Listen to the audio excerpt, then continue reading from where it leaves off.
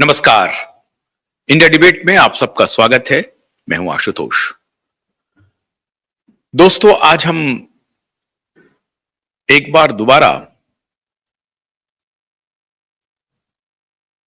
योगी आदित्यनाथ, संघ और देश में जो आजकल चल रहा है, इस पर बात करेंगे। संघ प्रमुख ने जो कुछ भी बयान दिया था कुछ दिन पहले, अब वो हालांकि नेपथ्य में चला गया है और मैं समझता हूं कि संघ प्रमुख को इस बात का भान हो गया, जिस प्रकार से देश ने अपनी प्रतिक्रिया दी है, देश ने जिस प्रकार से संघ प्रमुख के ऊपर सवाल उठाए हैं, न सिर्फ देश ने बल्कि संघ के बहुत सारे अधिकतर लोगों ने संघ प्रमुख की बात से इत्तेफाक रखने वाले संघ के जो लोग हैं उसकी संख्या अगर हम परसेंटेज में बात करें तो बहुत नगण्य है। अधिकतर संघ से ताल्लुक रखने वाले लोगों को उनकी प्रतिक्रिया पर, उनकी टिप्पणी पे लोग अचंभित ही हैं और लोग ये पचा नहीं पा रहे हैं कि संघ प्रमुख ने किस आलोक में, किस परिप्रेक्ष्य में यह बयान दिया है। अब जरा देश के परिदृश्य पर चर्चा कर लेते हैं। ये कालखंड मैं समझता हूं कि पूरी तरह से दर्शन में जाने का कालखंड नहीं है। यह सही है कि कालखंड ये कह रहा है कि अपने अतीत को पहचानना होगा और अपने अतीत की तलाश करनी होगी। और आप हैरान होंगे कि पूरी दुनिया में, न सिर्फ भारत वरन कि दुनिया के दूसरे देश भी अपने अतीत की तलाश कर रहे हैं। जो सबसे ताजा उदाहरण है वो मैं आपको देना चाहता हूं कनाडा का।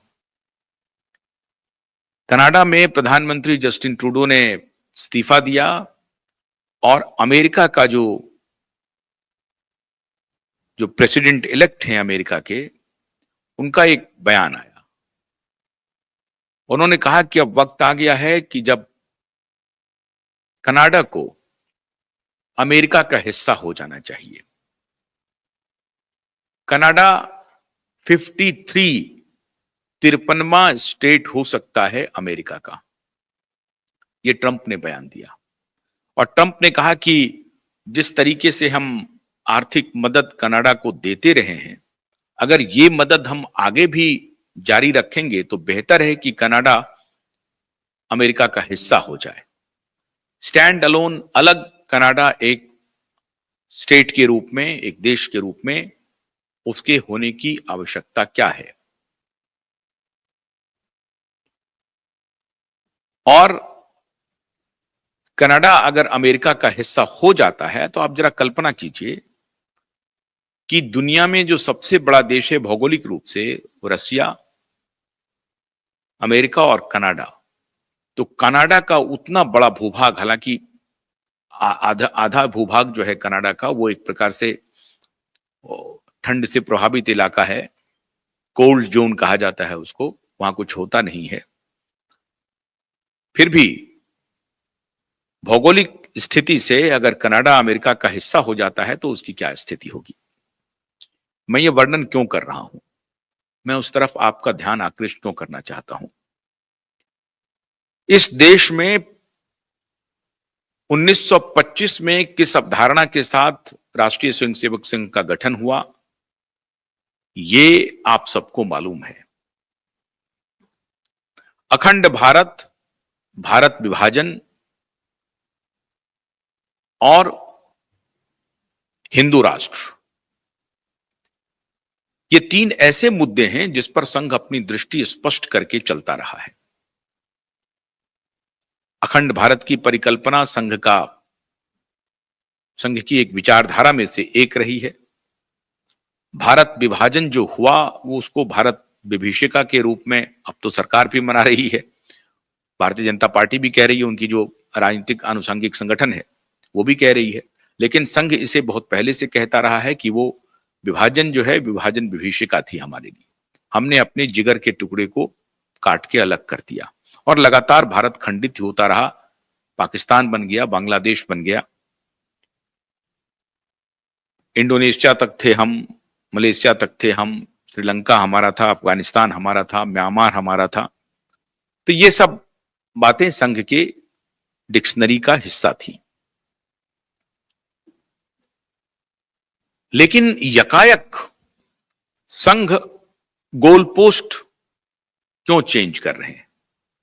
यह बयान उनके तरफ से आया तो आया क्योंकि हर मस्जिद के अंदर मंदिर ढूंढने की आवश्यकता नहीं है, और जो लोग ढूंढ रहे हैं वो हिंदू के नेता बनना चाहते हैं। इस पर मैंने एक दिन पहले भी वीडियो बनाया था।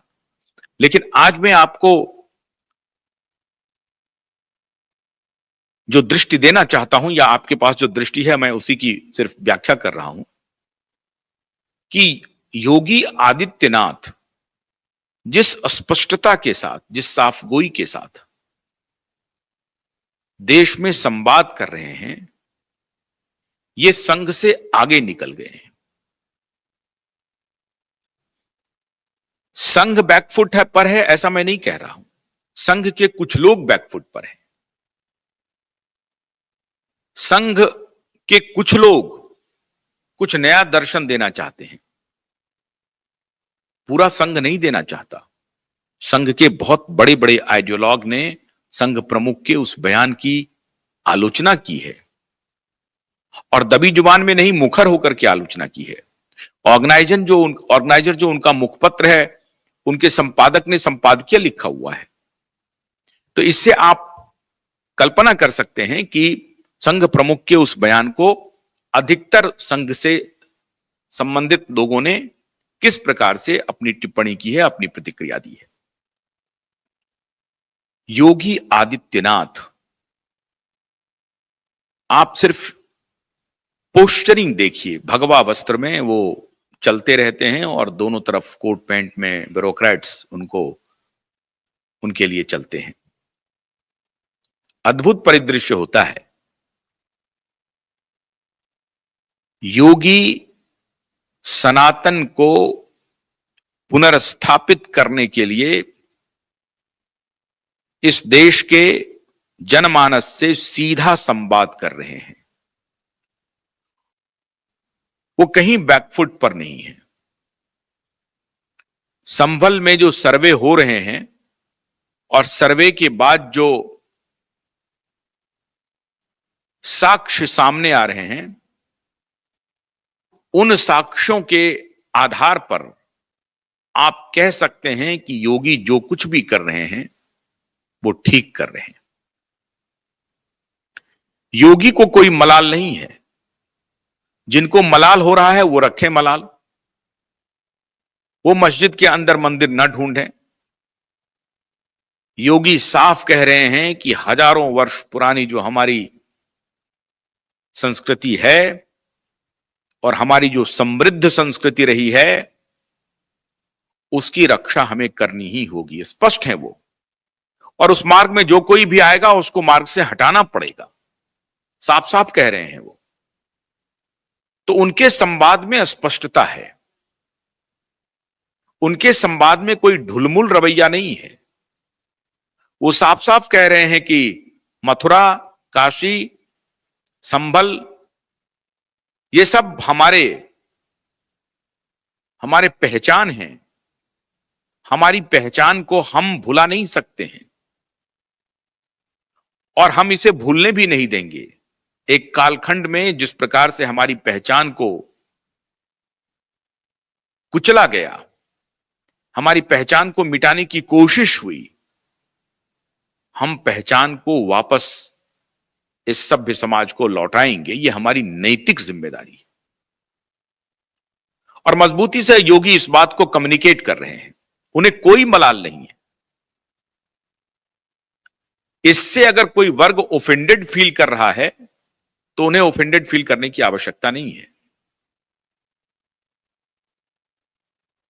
अगर योगी ये कह रहे हैं कि संभल में कल की अवतार होने वाला है और इसकी संपूर्ण विवेचना हमारे शास्त्रों में है, तो वो उस दिशा में बढ़ रहे हैं। औरंगजेबनामा में अगर संभल के बारे में कुछ लिखा हुआ है तो वो स्पष्ट हो रहा है